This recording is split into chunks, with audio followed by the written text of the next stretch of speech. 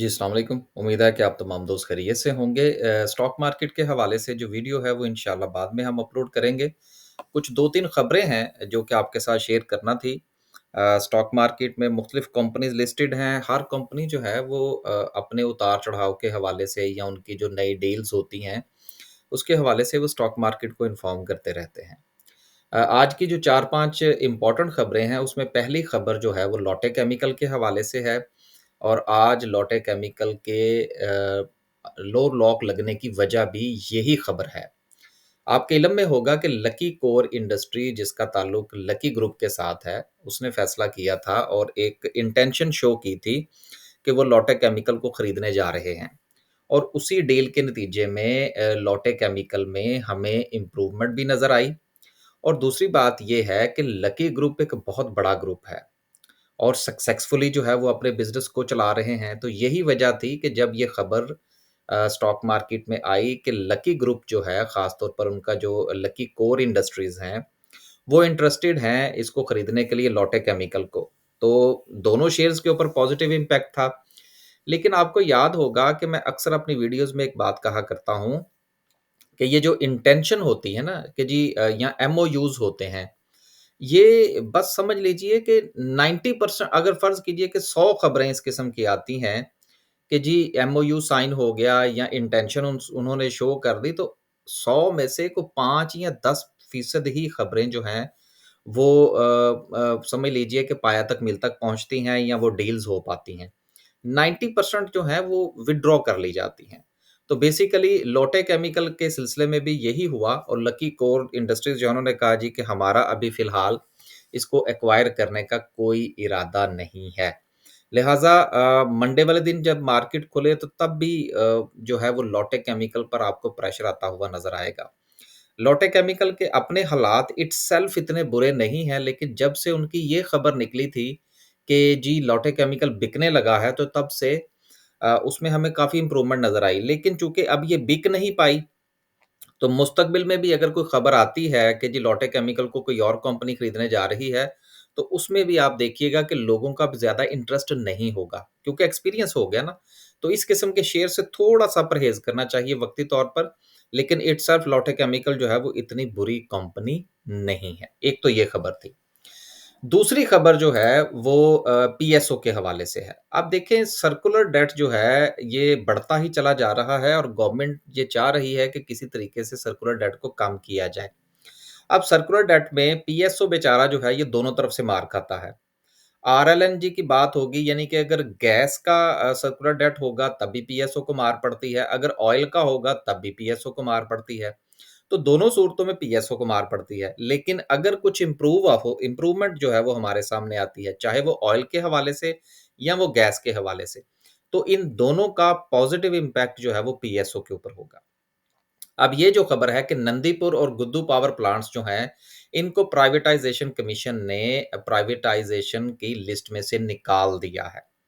अब देखिए अगर तो फ़र्ज़ करें ये बिक जाते, तो बिकने के नतीजे में इन दोनों के ज़िम्मे जो पीएसओ के वाजबात हैं, जो कि आरएलएनजी के हैं, जो गैस इन्होंने इस्तेमाल कर रखी है, उसका पैसा जो था वो या डेफ़िनिटली पीएसओ को मिलना था, थोड़ा बहुत जो भी मिलना था। लेकिन अब चूँकि ये दोनों के दोनों पावर प्लांट्स जो हैं, ये प्राइवेटाइज़ नहीं होने जा रहे। तो अब जब ये प्राइवेटाइज़ नहीं होंगे तो इन दोनों के ज़िम्मे रफ़ली जो अमाउंट है वो 100 अरब रुपए की है। अब ये 100 अरब रुपया जो है गैस के सिलसिले में जो इन्होंने पीएसओ को पे करना है वो तो फिर पेंडिंग रह जाएगा। तो उसका हल जो है वो प्राइवेटाइज़ेशन कमीशन और जो दीगर इदारे हैं, पेट्रोलियम डिवीज़न है, उन दोनों ने मिलके ये निकाला है कि पीएसओ को इनका कंट्रोल दे दिया जाए। अब कंट्रोल के नतीजे में भी पीएसओ के शेयर के ऊपर पॉजिटिव इम्पैक्ट आएगा। लिहाज़ा ये दोनों के दोनों पावर प्लांट्स जो हैं, ये आप यूँ समझ लीजिए कि ये under by the control of the PSO आने लगे हैं। तो पीएसओ जो है उसको इससे पॉजिटिव इम्पैक्ट आएगा। लिहाज़ा मुस्तकबिल में अगर सर्कुलर डेट के हवाले से बात होती है तो चूँकि ये दोनों कमाएँगे कुछ ना कुछ, तो जब ये दोनों कमाएँगे तो जिसके पास कंट्रोल होगा, वो अपना हिस्सा भी तो इसमें से रखेगा ना। तो ये भी एक पॉज़िटिव खबर है पीएसओ के हवाले से। आगे चलते हैं, खबरें बहुत ज़्यादा होती हैं, लिहाज़ा कोशिश यही होती है कि बस चीज़ों को थोड़ा-सा ना इन्फॉर्मेटिव और प्रिसाइज़ करके उसमें से जो अहम चीज़ है वो निकाल ली जाए। तीसरी खबर जो है वो जीसीआईएल के हवाले से है। देखिए, मुख्तलिफ़ किस्म की कंपनीज़ जिस वक़्त राइट इश्यू इश्यू करती हैं, तो देखना ये होता है कि वो राइट उन्होंने क्यों इश्यू किया। क्या वो अपना कर्ज़ा अदा करने के लिए राइट इश्यू कर रहे हैं, या कि वो अपना कोई नया प्रोजेक्ट शुरू करने जा रहे हैं या एक्सपेंशन करने जा रहे हैं। तो बेसिकली जीसीआईएल जो है, इन्होंने जो राइट इश्यू किए थे और राइट से जो पैसा इकट्ठा किया था, तो उसके हवाले से इन्होंने बताया है कि जी इन्होंने अपना काम पूरा कर लिया है। अब ये थोड़ा-सा पढ़ लेते हैं ताकि आपके जो है वो नज़र में आ जाए कि ये क्या मसला क्या है। अब वो कहते हैं जी कि according to the report the fund allocated for the calcium carbide project and working capital requirement amount of 1.6 billion and 291 million respectively has been fully utilized। यानी कि ये जो दोनों के दोनों प्रोजेक्ट्स के लिए पैसा लिया गया था जीसीआईएल ने, गनी केमिकल इंडस्ट्रीज ने, वो इन्होंने अपना पैसा इस्तेमाल कर दिया है। अब जब पैसा यूटिलाइज हो गया है, प्रोजेक्ट्स जो हैं वो बन गए हैं, जिस काम के लिए इन्होंने पैसा उठाया था मार्केट से वो काम इन्होंने कर लिया है, तो जब काम मुकम्मल होगा, रनिंग में आएगा, तो फिर कंपनी की प्रॉफिटेबिलिटी में इज़ाफ़ा होगा। तो ये जीसीआईएल के हवाले से एक अच्छी खबर है। आखिरी खबर जो है वो है आईजीआई लाइफ इंश्योरेंस के हवाले से। अब देखें, ये जो इंश्योरेंस कंपनीज़ होती हैं ना, तो पाकिस्तान में चूँकि इंश्योरेंस का रवाज कोई इतना ज़्यादा नहीं है। कुछ अगर कानूनी तौर पर अगर कहीं ज़रूरत पड़े तो लोग इंश्योरेंस करवाते हैं, वैसे भी आपको पता है इस्लामी, गैर इस्लामी के हवाले से भी काफ़ी मसाइल हैं। लेकिन एक अच्छी खबर ये है कि आईजीआई लाइफ इंश्योरेंस जो है, ये अपना पेंशन फंड जो है ये लॉन्च करने जा रहे हैं। अब देखिए, पाकिस्तान में ये जो पेंशन फंड है ना, मैं ज़ाती तौर पर इसको खरीदने के हक में नहीं होता। तो ये एक म्यूचुअल फंड जो है ये रजिस्टर्ड करवाने जा रहे हैं, और इस फंड का मकसद ये होगा कि लोग जो हैं वो अपनी पेंशन के हवाले से इसमें अपना पैसा इन्वेस्ट करें। देखिए, एक तो म्यूचुअल फंड जो होता है ना, अब ये 2 एस्पेक्ट मैं इसमें बयान करूँगा। नंबर 1 इंश्योरेंस के हवाले से, इटसेल्फ इस कंपनी के हवाले से, और दूसरा आम पब्लिक के हवाले से। आईजीआई शेयर के हवाले से बात करें तो इस म्यूचुअल फंड के बाद आईजीआई लाइफ इंश्योरेंस जो है, इसके प्रॉफिट्स में इज़ाफ़ा होगा।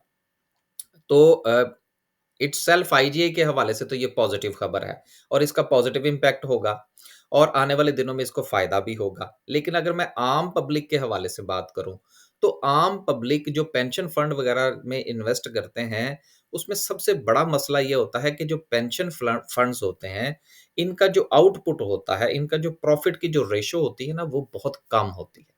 तो ये एक बहुत बड़ा प्रॉब्लम है।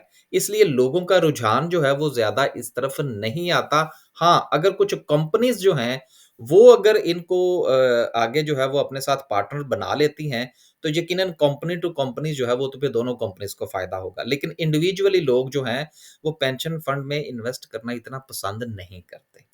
लेकिन चूँकि इसमें प्रॉफ़िटेबिलिटी कह लीजिए या खाँचा कह लीजिए, वो बहुत ज़्यादा होता है, तो लिहाज़ा आईजीआई लाइफ इंश्योरेंस को इसमें फ़ायदा होगा। तो ये दोनों एस्पेक्ट जो हैं वो मैंने आपके सामने बयान किए।